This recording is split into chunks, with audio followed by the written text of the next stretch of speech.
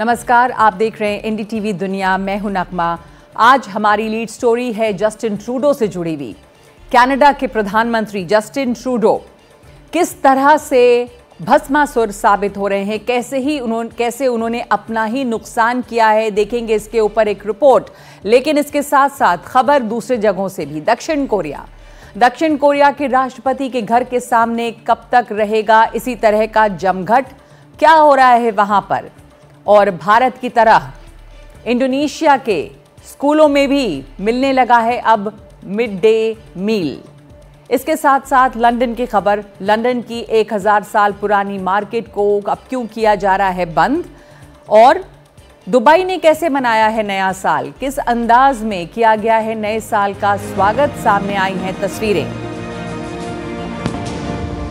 लेकिन पहले आज की लीड स्टोरी, और उससे पहले एक अहम खबर कि किस तरह से मौसम ने अमेरिका में हंगामा मचाया हुआ है, नाक में दम किया हुआ है। खबर है अमेरिका की, तो आपको दिखाते हैं अलग अलग जगहों की वहां पर तस्वीरें। लेकिन अमेरिका में बर्फीले तूफान से लोगों का बुरा हाल है। इस तूफान का नाम है ब्लेयर।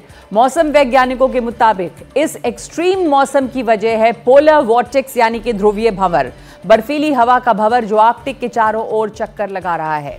बर्फीली हवाएं लगभग 6 करोड़ 30 लाख लोगों को परेशान कर रही हैं। देश के 2 राज्यों में मौसम की वजह से इमरजेंसी लगा दी गई है। और आपको दिखाते हैं अब तस्वीरें इस तूफान की। पहली तस्वीर जो है ये मिसौरी के कैंसस की है। यहां पर अब तक 25 सेंटीमीटर बर्फ पड़ चुकी है और आगे भी बर्फ पड़ती रहेगी। तेज बर्फीली हवाएं चल रही हैं और हर तरफ बर्फ की मोटी परत दिखाई दे रही है, जिसकी वजह से हाईवे पर जगह जगह गाड़ियां फंसी हुई हैं। बर्फ हटाया जा रहा है। तकरीबन 600 गाड़ियां फंसी होने की बात कही जा रही है और तापमान जो है वो 0 से 12 से 25 डिग्री नीचे जाने के आसार हैं। मौसम विभाग ये कह रहा है कि सोमवार से आने वाले दिनों में 2/3 अमेरिका बहुत ही कड़ी ठंड और तेज हवाओं का सामना करेगा। और अब आपको दिखाते हैं दूसरी तस्वीर केंटकी की है। केंटकी के लुईविल की है, जहां पे भारी बर्फबारी में जिंदगी तो किसी तरह से चल रही है। मौसम विभाग ने कहा है कि इस समय सड़क मार्ग से सफर करना बहुत मुश्किल है और नामुमकिन भी हो रहा है, इसलिए लोग घर से बाहर निकलने में सावधानी बरतें। आपको और दिखाते हैं वर्जीनिया की तस्वीर। रविवार को वर्जीनिया, इंडियाना और कैंसस और केंटकी में सैकड़ों कार हादसे हुए हैं। मिसौरी के सेंट जोसेफ की भी आपको तस्वीर दिखा रहे हैं, जहां पे लगता है कि शहर की रफ्तार थम गई है। हर तरफ कई इंच बर्फ जमा है। पेड़ बर्फ से पूरी तरह से ढके हुए नजर आ रहे हैं। गाड़ियों की छतें बर्फ से ढकी हुई हैं। सड़कों पर मोटी बर्फ की परत है। देश के मध्य हिस्से में सड़कों की हालत लगातार खराब हो रही है। सड़कों को साफ करने का काम साथ साथ चल रहा है। बर्फ हटाने की मशीनें अपने काम में लगी हुई हैं। और अब देखिए अगली तस्वीर मैरीलैंड के बाल्टीमोर की है।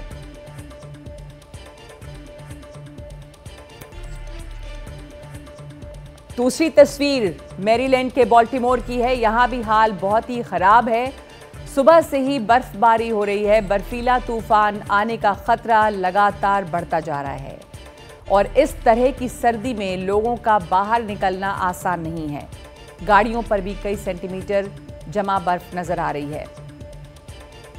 न्यूयॉर्क में भी कड़ी ठंड है।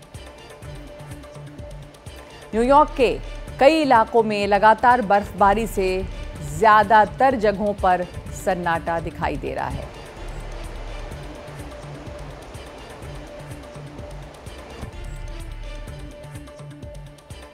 और अब आज की लीड स्टोरी, बात कनाडा की, जस्टिन ट्रूडो की।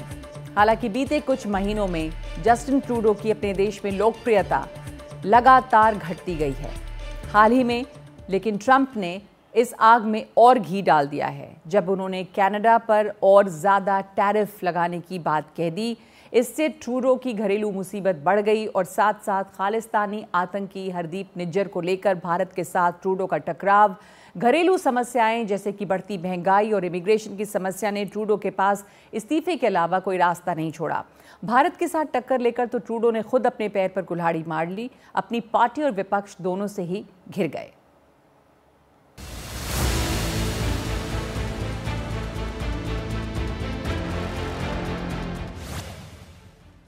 अभी ये तय नहीं है कि जस्टिन ट्रूडो सिर्फ देश के प्रधानमंत्री पद से इस्तीफा देंगे या फिर लिबरल पार्टी के नेता पद से भी, लेकिन इतना तय है कि इस्तीफा होगा। हो सकता है सोमवार को या फिर अगले हफ्ते रविवार को। अगर इसी हफ्ते प्रधानमंत्री पद के साथ साथ पार्टी प्रमुख पद से भी इस्तीफा दे दिया तो नया नेता बनने की होड़ तेज हो जाएगी, क्योंकि फिर उसे ही प्रधानमंत्री पद भी मिलेगा। अगर जस्टिन ट्रूडो इस्तीफा देते हैं तो उनकी जगह लेने के लिए जो नाम हैं उनमें है विदेश मंत्री मेलेनी जोली, डोमिनिक लेब्लांक और मार्क कार्नी। वित्त मंत्री क्रिस्टिया फ्रीलैंड के 16 दिसंबर के इस्तीफे के बाद से ट्रूडो पर इस्तीफे का दबाव लगातार बढ़ा है। क्रिस्टिया फ्रीलैंड ने एक सार्वजनिक चिट्ठी में ट्रूडो की आलोचना करते हुए अपना इस्तीफा दिया था। फ्रीलैंड के इस्तीफे के बाद से जस्टिन ट्रूडो सार्वजनिक तौर पर कम ही नजर आए। उनका ज्यादातर वक्त पश्चिमी कनाडा के एक रिजॉर्ट में गुजरा। ट्रूडो के पार्टी के अंदर ही बगावत है। लिबरल पार्टी ने हाल ही में तो चुनाव हारे हैं, पार्टी में इससे असंतोष बढ़ता गया। इस्तीफे की मांग करने वालों में लिबरल पार्टी के सांसद शॉन कैसी, न्यू ब्रंसविक के सांसद वेन लॉन्ग, न्यू फाउंडलैंड और लैब्राडोर के सांसद केन मैकडोनाल्ड हैं। खबर है कि 20 सांसदों ने ट्रूडो का इस्तीफा मांगते हुए अपने दस्तखत किए हैं। जस्टिन ट्रूडो के पास संसद में भी बहुमत नहीं है। संसद के निचले सदन में 338 सीटें हैं। बहुमत का आंकड़ा 170 होता है, लेकिन ट्रूडो की लिबरल पार्टी के 153 सांसद हैं। जगमीत सिंह की न्यू डेमोक्रेटिक पार्टी के 25 सांसद समर्थन वापस ले चुके हैं। कंजर्वेटिव पार्टी के पास 120 सांसद हैं। जस्टिन ट्रूडो तरह तरह की समस्याओं का सामना कर रहे हैं। बढ़ती महंगाई, खराब होती अर्थव्यवस्था, कट्टरपंथी ताकतें और ट्रंप की ओर से मिल रही टैक्स बढ़ाने की धमकियां। साथ ही ट्रूडो एक बड़े भ्रष्टाचार घोटाले ग्रीन स्लश फंड में भी फंसे हुए हैं। ये सब उनकी परेशानियों की अहम वजह है और इन्हीं से ध्यान हटाने को वो खालिस्तानी समर्थकों के साथ मिलकर भारत पर आरोप लगाते रहे, जो उल्टा पड़ गया। इन सब वजहों से अगले चुनावों में उनके और उनकी पार्टी की जीत के आसार लगातार कम हुए हैं। हाल ही में हुए एक सर्वे के मुताबिक कंजर्वेटिव पार्टी बड़ी तेजी से अपना आधार बढ़ा रही है। लिबरल पार्टी को इस बात का एहसास है, इसलिए उन्होंने चुनावों से पहले एक अभियान चलाया और दावा किया कि कंजर्वेटिव पार्टी अगर आई तो सामाजिक सुरक्षा की योजनाओं में कटौती कर देगी। लेकिन इस वक्त जो माहौल है वो ट्रूडो के खिलाफ है, इसलिए इसमें शक है कि लोग ट्रूडो और लिबरल पार्टी की बातों पर ध्यान देंगे। तो हमारे साथ इस वक्त जुड़ गए हैं अनिल त्रिगुणायत, जो हमारे वहाँ पे राजदूत रह चुके हैं कनाडा में। बहुत धन्यवाद आपका। अभी जस्टिन ट्रूडो जिस तरह की मुसीबत में घिरे हैं और इनके इस्तीफे में अब बस दिन गिना जा रहा है कि वो कब देंगे इस्तीफा। इनके खिलाफ जितने मामले रहे हैं, आपको क्या लगता है कि वो फाइनल नेल क्या रहा जो वो इस्तीफे पे मजबूर हो गए हैं? तो नगमा जी, मैं ये बताऊं कि मैं वहाँ पर एम्बेसडर नहीं था, लेकिन हाँ, मैं फॉलो करता हूँ ये सब। तो मैं ये कहना चाहता हूँ कि जस्टिन ट्रूडो, जैसा आपकी रिपोर्ट में बड़ा डिटेल में बताया गया कि किस तरह उन्होंने खुद को भस्मासुरी साबित हुए हैं। रीज़न ये है कि उन्होंने हर वो चीज़ की जो पॉलिटिकली इनएक्सपीडियंट थी और डिप्लोमेटिकली उन्होंने बड़ी इमेच्योरिटी दिखाई। जहाँ तक भारत का सवाल है, उससे देश की छवि भी काफ़ी ख़राब हो गई। जो ज़्यादातर लोगों को कनाडा के ये बात पसंद नहीं है कि वो पाकिस्तान जैसे देशों के साथ खड़े पाए जाएं कि टेररिज्म को सपोर्ट कर रही है वहाँ की गवर्नमेंट या नहीं।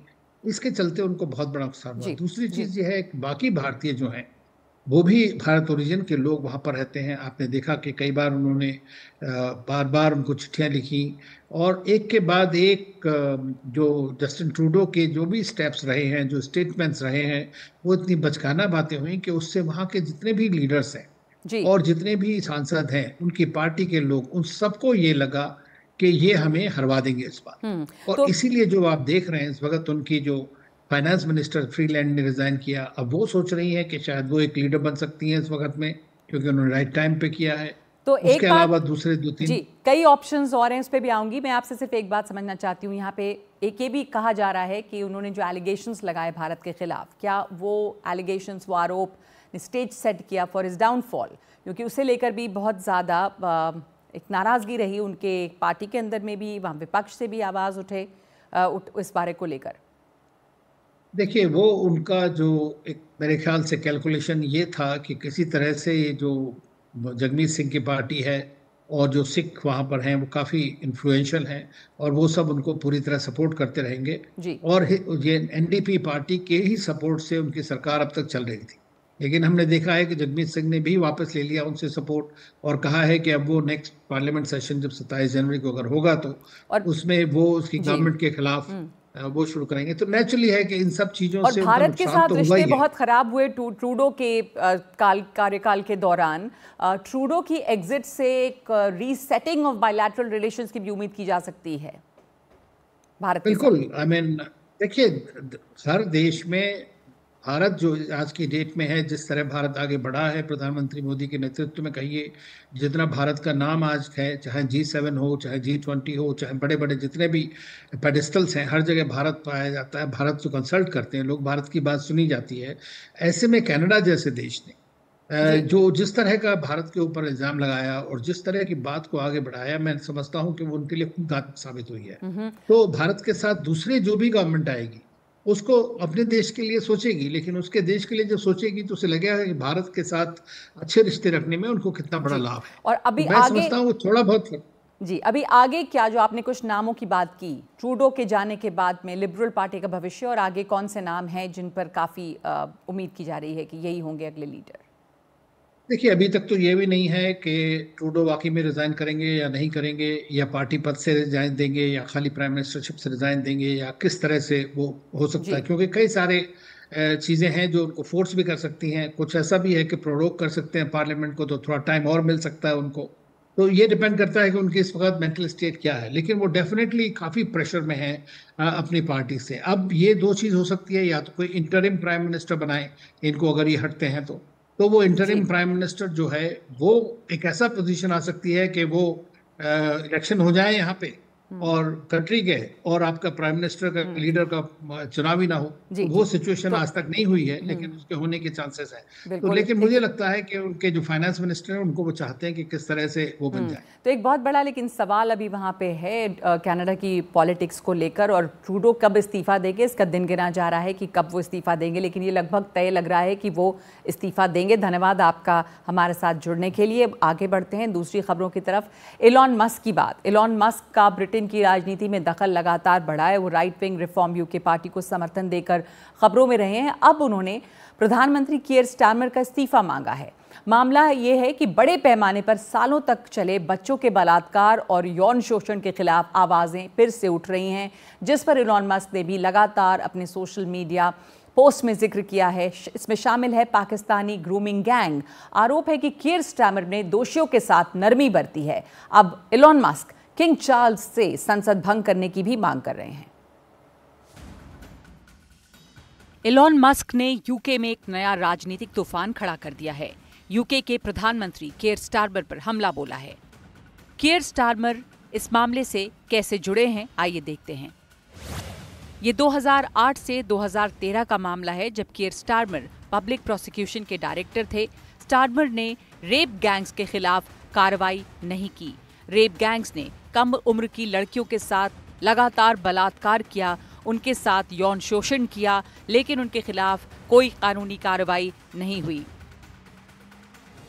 मस्क ने जेस फिलिप्स पर भी आरोप लगाए हैं। जेस फिलिप्स उस समय गृह मंत्रालय के तहत सेफगार्डिंग मंत्री थीं। मस्क का आरोप है कि जेस फिलिप्स का फैसला भी राजनीति से प्रेरित था। मस्क ने उन्हें रेप अपॉलोजिस्ट बताया। ये मामले ओल्डहम और हडरफील्ड से सामने आए थे।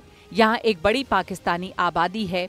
इस रेप गैंग से जुड़े ज्यादातर लोग ब्रिटिश पाकिस्तानी थे। इस रेप गैंग को ग्रूमिंग गैंग के नाम से जाना जाता है। इनमें पाकिस्तानी पुरुष शामिल थे। मस्क ने अब इसमें नेशनल पब्लिक इंक्वायरी की मांग की है। तो आइए देखते हैं क्या है पाकिस्तानी ग्रूमिंग गैंग। यूके में पाकिस्तान के ग्रूमिंग गैंग का मतलब ऐसे लोगों का गिरोह है जिन्होंने ग्रूमिंग के बहाने कम उम्र के बच्चों के साथ यौन शोषण किया।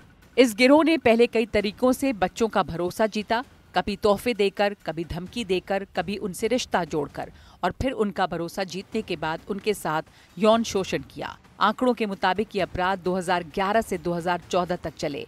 सबसे ज्यादा खबरों में रहे हडर्सफील्ड ग्रूमिंग गैंग और ओल्डहम ग्रूमिंग गैंग। रॉचडेल, रॉथरहैम और टेलफोर्ड के मामलों ने सबसे ज्यादा सुर्खियां बटोरी। रॉथरहम स्कैंडल में 1400 बच्चों के साथ लंबे समय तक शोषण का मामला सामने आया था। मस्क ने अब पीएम स्टारमर पर आरोप लगाया है कि उन्होंने इस गैंग के खिलाफ कार्रवाई नहीं की जिसने बच्चियों को सिलसिलेवार तरीके से ग्रूम करके उनके साथ यौन शोषण किया। यूके की पूर्व गृह मंत्री स्वेला ब्रेवरमैन ने भी 2023 में आरोपियों के नस्ली मूल पर सवाल उठाते हुए कहा था कि इस अपराध को अंजाम देने वालों में ज्यादातर ब्रिटिश पाकिस्तानी पुरुष हैं। और अब खबर साउथ कोरिया से। क्या ये तय हो गया है कि दक्षिण कोरिया के राष्ट्रपति की गिरफ्तारी नहीं हो पाएगी? पुलिस कह रही है कि उनके खिलाफ जारी वारंट में कोई लीगल खामी है। इस पर आगे बातचीत चल रही है। 특별 수사단은 오늘 공실시경 공수처로부터 체포영장 및 수상영장 ये बेक डोंग ह्यूम है, दक्षिण कोरिया की विशेष जांच टीम के डिप्टी चीफ। 내부적인 법률 검토를 거쳐 공수처의 집행 지휘 공무는 법률적 논란이 있는 것으로 판단했습니다। बता रहे हैं कि उनको भ्रष्टाचार जांच ऑफिस से राष्ट्रपति की गिरफ्तारी के लिए जो वारंट मिला है वो कानूनी तौर पर विवादित है। अपने महकमे में अंदरूनी कानूनी समीक्षा के बाद वो इस बात का दावा कर रहे हैं। इस बारे में आगे सलाह मशवरा जारी रहेगा। 안녕하십니까. 국가수사본부 비상계엄 ये भीड़ महाभियोग झेल रहे दक्षिण कोरिया के राष्ट्रपति के विरोधियों की है जो उनके घर के बाहर जमा है।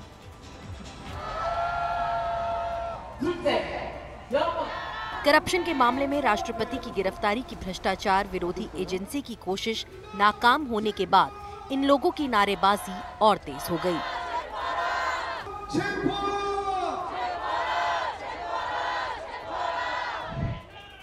दूसरी तरफ जमा है राष्ट्रपति के समर्थकों की भीड़ जो उनकी गिरफ्तारी को रोकने के लिए जमा है। इतनी कड़ी सर्दी में भी कई दिनों से यही सिलसिला चल रहा है। सियोल की अदालत में पिछले मंगलवार को राष्ट्रपति की गिरफ्तारी का वारंट जारी किया था। एक और वारंट उनके घर की तलाशी के लिए भी जारी किया गया। सोमवार रात को वारंट की मियाद खत्म हो जाएगी, तो क्या इसके बाद नया वारंट जारी किया जाएगा? लेकिन अब ऐसा भी लग रहा है कि जब तक यून राष्ट्रपति हैं, उनके खिलाफ वारंट को तामील करवा पाना आसान काम नहीं है। तो क्या तब तक उनके घर के बाहर समर्थकों और विरोधियों का जमावड़ा इसी तरह रहेगा? Bureau report, NDTV India.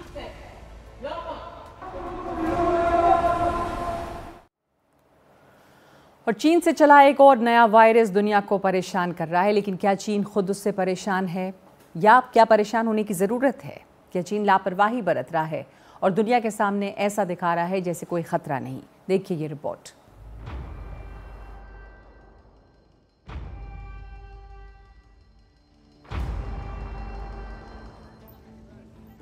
सोमवार को चीन में शंघाई की सड़कों पर घूमते दक्षिण कोरिया के सैलानी। इक्का दुक्का किसी ने मास्क लगाया, तो क्या वहां सब कुछ सामान्य है? जिस वायरस का दुनिया भर में हल्ला हो रहा है और जिसके भारत में कुछ संदिग्ध मरीज मिले हैं, तो क्या चीन में उसका कोई आतंक नहीं है या चीन लापरवाही कर रहा है या चीन जानबूझकर इस पर पर्दा डाल रहा है या ये एक सामान्य बुखार है जिस पर इतने हो हल्ले की जरूरत नहीं? हालांकि पहले ही दिन से इसकी तुलना कोरोना से की जा रही है।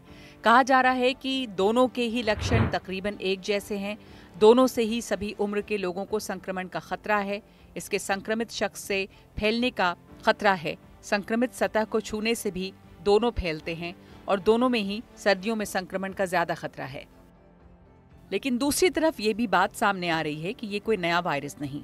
पिछले साल भी चीन से इसकी खबर आई थी। 2023 में कई देशों में ऐसे ही मामले मिले थे और नेशनल लाइब्रेरी ऑफ मेडिसिन तो इसे 50 साल पुराना वायरस बता रही है। वायरस पुराना है लेकिन प्रसार नया है। कोरोना के शुरुआती दिनों को याद करें तो वो भी इसी तरह से दबे पैर आया था। कोरोना का सबक भी याद करें कि बीमारी कितनी भी बड़ी हो, सावधानी से उस पर पार पाया जा सकता है और ये वायरस भी उससे अलग नहीं।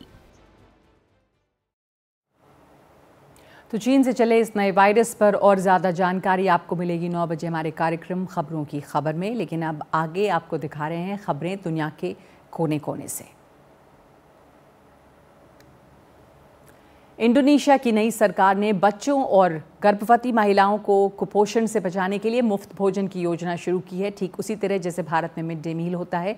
इसके तहत 9 करोड़ लोगों को खाना मिलेगा और इस पर अगले 5 सालों में 28 अरब डॉलर खर्च होंगे। राष्ट्रपति प्राबोवो सुबियांतो ने पिछले साल अपने चुनाव प्रचार अभियान के दौरान इस योजना का वादा किया था। इंडोनेशिया की आबादी 28 करोड़ से ज़्यादा है। उन्होंने 4 लाख से ज़्यादा स्कूलों के 8 करोड़ 30 लाख बच्चों को स्कूल में मुफ्त खाना और दूध देने की योजना का भी वादा किया है। और लंदन का सदियों पुराना स्मिथफील्ड मीट बाजार जल्द ही दूसरी जगह चला जाएगा। कारोबारियों और स्थानीय प्रशासन के बीच बाजार को नई जगह पर ले जाने पर सहमति बनी है। सुबह 3 बजे खुलने वाली स्मिथफील्ड मार्केट यूरोप की सबसे बड़ी और सबसे पुरानी मीट मार्केट है। माना जाता है कि ये 11वीं सदी से चल रही है और इसमें बरसों से किसी तरह का बदलाव नहीं हुआ है। सभी संस्थानों, जेलों, अस्पतालों, केयर होम्स और स्कूलों को यहीं से मीट सप्लाई होता है। ये मार्केट कहाँ जाएगी ये अभी नहीं बताया गया है।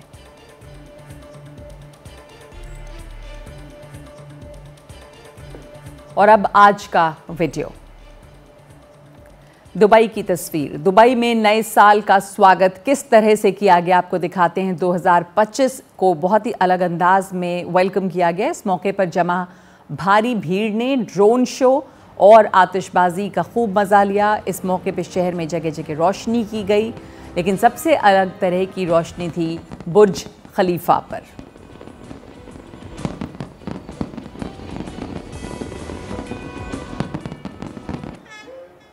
और कड़ी ठंड में सैकड़ों लोग समंदर के किनारे यहाँ पर खड़े रहे और 50 लोग पानी में खड़े थे। सबको इंतज़ार था कि प्रीस्ट कब समंदर में लकड़ी का क्रॉस फेंकेंगे। जैसे ही उन्होंने क्रॉस फेंका, समंदर में खड़े लोग उसे हासिल करने के लिए झपट पड़े। काफ़ी देर तक ये कवायद चलती रही। 2 बार और भी क्रॉस फेंके गए और क्रॉस हासिल करने वाले 3 लोगों को कप दिए गए। ये समारोह हर साल 6 जनवरी को होता है और इस दिन पूरे ग्रीस में छुट्टी होती है। तो ये तस्वीरें ग्रीस की हैं। क्रॉस हासिल करने की होड़ में शामिल होने वाले मानते हैं कि इसके ज़रिए उनको उनके दुखों से छुटकारा मिलेगा और साल भर अच्छी सेहत रहेगी। तो एनडीटीवी दुनिया में आज के लिए इतना ही। नमस्कार।